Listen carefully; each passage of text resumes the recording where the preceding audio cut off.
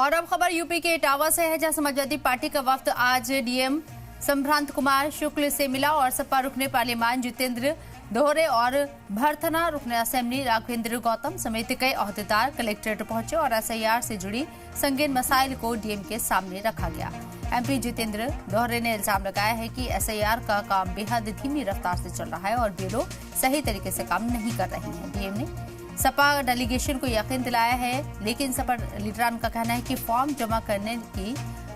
तारीख बढ़ाए बिना ये काम पूरा होना मुश्किल है।